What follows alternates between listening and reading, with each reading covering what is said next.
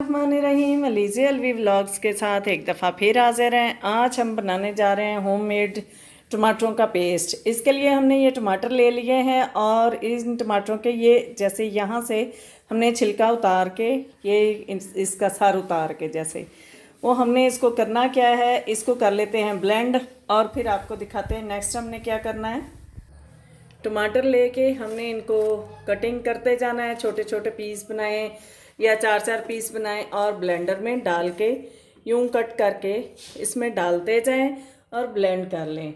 Blend कर लेते हैं।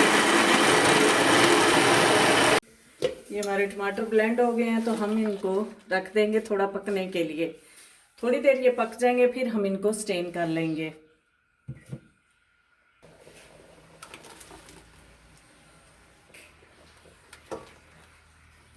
डालते जाएंगे और पकने देंगे इसको।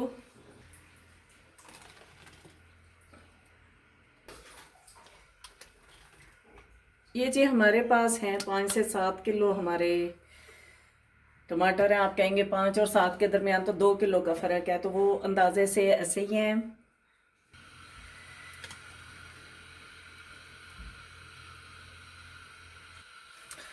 टमाटर पेस्ट वर्किंग लेडीज़ के लिए एक बेस्ट ऑप्शन है कि टमाटरों को प्रिजर्व करना, काटना, सारा कुछ जब आप खाना बना रहे हो तो फिर एक लेंथी प्रोसीजर हो जाता है। बना बनाया पेस्ट होगा तो ये बड़ी आसानी से खाने की एफर्ट जो है वो कम हो जाती है। इसी तरह पेस्ट बना के रखे लहसुन का, जैसा कि मैंने पहले बताया। अगर आपको लिंक चाहिए होगा तो मैं शेयर कर दूँगी। टमाटर पेस्ट, हरी मिर्चों का पेस्ट और अदरक का पेस्ट मैंने बनाना सिखाया था आप लोगों को। अब ये हरी मिर्चों का, अदरक का और लहसुन का पेस्ट बनाना सिखाया था आपको।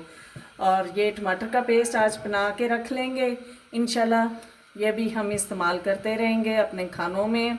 और ये बहुत ज़बरदस्त होता है। जो कि काम करने वाली ख़वातीन होती हैं उनकी काम के समझ लें कि टाइमिंग्स को कम कर देता है कि इसको पकाना भी तो पड़ता है। इसको जिस दिन फ्री हुए उस दिन बना लिया। ये बना लेते हैं।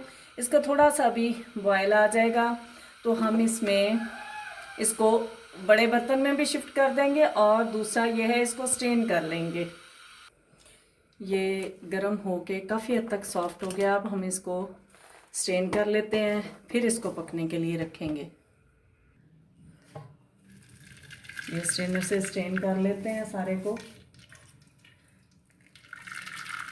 इसको बाकी को ग्राइंड कर लेंगे और अगर इसमें से मज़ीद निकल सका तो हम निकाल लेंगे, वरना तो बीज होते हैं जो कि हमें नहीं चाहिए इसके।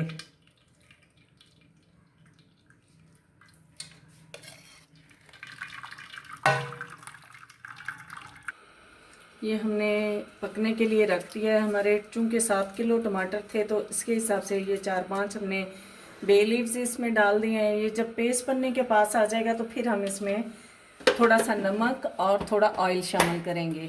अभी इसको पकने देते हैं। ये जी हमारा पेस्ट रेडी हो रहा है।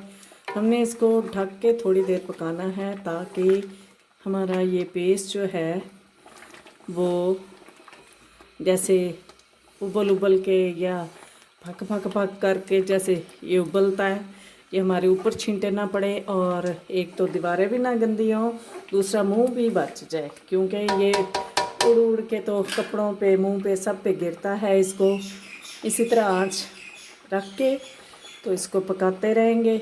जैसे ये बनता जा रहा है तो आपको दिखाते रहेंगे। आप देख रहे हैं कि हमारा पेस्ट काफ़ी हद तक रेडी हो गया है। बहुत थोड़ा सा इसमें पानी रह गया है, आप देख सकते हैं। ऐसे करने से इसमें बहुत कम पानी फील हो रहा है, लेकिन अभी चूँकि पानी है तो हम ये जो बे लीव्स या तेज़पात इनको कह लें वो हम इसमें से निकाल देते हैं और इसमें डालते हैं थोड़ा सा नमक डालेंगे हम एज ए प्रिजर्वेटिव, और थोड़ा सा ऑयल। जैसे कि हम लहसुन के पेस्ट में और अदरक के पेस्ट में, हरी मिर्चों के पेस्ट में हमने थोड़ा थोड़ा नमक और ऑयल डाला था, इसी तरह इसमें भी डाल के हम इसको प्रिजर्व करेंगे। कोई आर्टिफिशियल प्रिजर्वेटिव नहीं डालेंगे ताकि वो हमें नुकसान ना दे। और इसको इतना ज़्यादा दिन तो इसने इस्तेमाल नहीं होना।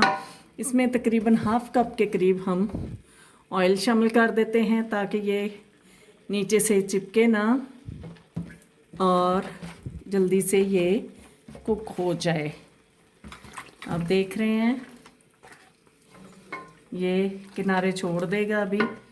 इसमें से एक एक करके सारे बे लीव्स निकाल दिए हमने और इसमें हाफ़ टी स्पून आप नमक डाल लें। ये आप देख सकते हैं तकरीबन 7 kg हमारे पास टमाटर थे जिनका हमने पेस्ट बनाया है। और ये पेस्ट आप महफूज कर सकते हैं, फ्रिज में रखें तो 1 महीने तक। और अगर आप इसको फ्रीज़ कर लेते हैं उसमें क्यूब्स में डाल के या जैसे भी आप इसको फ्रीज़ कर लेते हो तो 3 से 4 महीने 6 महीने भी आप इसको लगातार यूज़ कर सकते हैं। नमक डालेंगे हम, ये बिल्कुल ख़राब नहीं होता है और बहुत ज़बरदस्त आपके काम आएगा।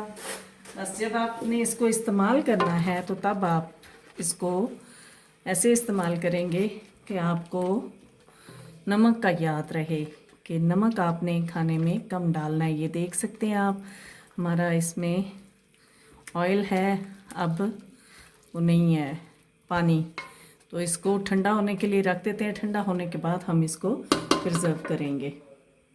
उम्मीद करती हूँ आपको मेरे अंदाज़ में बनाया गया पीस पसंद आया होगा। अगर आपको पसंद आ जाता है तो लाइक कर दीजिएगा, शेयर कर दीजिएगा, सब्सक्राइब कर दीजिएगा, बेल आइकॉन को दबा दीजिएगा ताकि आपको मेरी वीडियोस, मेरे व्लॉग्स, मेरी रेसिपीज़, मेरी रेमेडीज़ मिलती रहें।